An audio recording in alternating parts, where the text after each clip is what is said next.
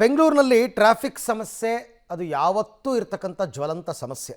ಈ ಟ್ರಾಫಿಕ್ ಸಮಸ್ಯೆ ನಿವಾರಣೆಗೆ ಸರ್ಕಾರ ಹೆಬ್ಬಾಳದ ಬಳಿ ಮತ್ತೊಂದು ಮೇಲ್ಸೇತುವೆ ನಿರ್ಮಾಣಕ್ಕೆ ಕೇಂದ್ರ ಸರ್ಕಾರಕ್ಕೆ ಮನವಿಯನ್ನು ಮಾಡಿದೆ.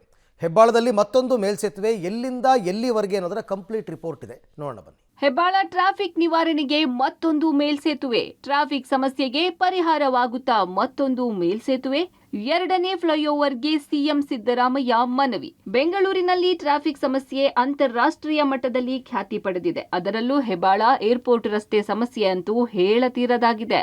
ಟ್ರಾಫಿಕ್ ಸಮಸ್ಯೆ ನಿವಾರಣೆಗೆ ರಾಜ್ಯ ಸರ್ಕಾರ ಹೆಬ್ಬಾಳ ಜಂಕ್ಷನ್ನ ರಾಷ್ಟ್ರೀಯ ಹೆದ್ದಾರಿ 44ರಲ್ಲಿ ಮೇಲ್ಸೇತುವೆ ನಿರ್ಮಾಣ ಮಾಡೋದಕ್ಕೆ ಕೇಂದ್ರ ಭೂ ಸಾರಿಗೆ ಸಚಿವ ನಿತಿನ್ ಗಡ್ಕರಿಗೆ ಸಿಎಂ ಸಿದ್ದರಾಮಯ್ಯ ಮನವಿ ಮಾಡಿಕೊಂಡಿದ್ದಾರೆ. ಒಂದು ವೇಳೆ ಮತ್ತೊಂದು ಮೇಲ್ಸೇತುವೆ ನಿರ್ಮಾಣವಾದರೆ ಟ್ರಾಫಿಕ್ ಸಮಸ್ಯೆ ನಿವಾರಣೆ ಆಗಬಹುದು. ಬೆಂಗಳೂರು ಅಭಿವೃದ್ಧಿ ಪ್ರಾಧಿಕಾರವು ಬ್ಯಾಪ್ಟಿಸ್ಟ್ ಆಸ್ಪತ್ರೆಯಿಂದ ಜಂಕ್ಷನ್ನಲ್ಲಿರುವ ಟ್ರೀ ಪಾರ್ಕ್ಗೆ ಹೆಚ್ಚುವರಿ ರ್ಯಾಂಪ್ ನಿರ್ಮಿಸುತ್ತಿದೆ.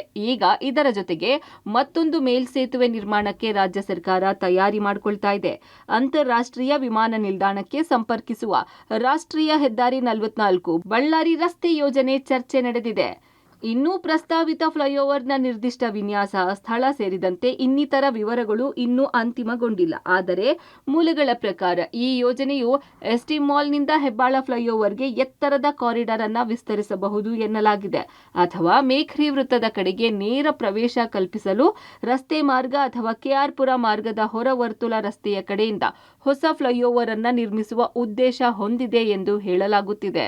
ಒಟ್ನಲ್ಲಿ ಹೆಬ್ಬಾಳದಲ್ಲಿ ಮತ್ತೊಂದು ಫ್ಲೈಓವರ್ ನಿರ್ಮಾಣ ಆದರೆ ಟ್ರಾಫಿಕ್ ಸಮಸ್ಯೆ ಕಡಿಮೆ ಆಗಬಹುದು. ಆದರೆ ಕೇಂದ್ರ ಸರ್ಕಾರ ಮೇಲ್ಸೇತುವೆ ನಿರ್ಮಾಣಕ್ಕೆ ಒಲವು ತೋರುತ್ತಾ ಕಾದು ನೋಡಬೇಕಿದೆ. Lokesh Kodagadala, public TV, Bengaluru.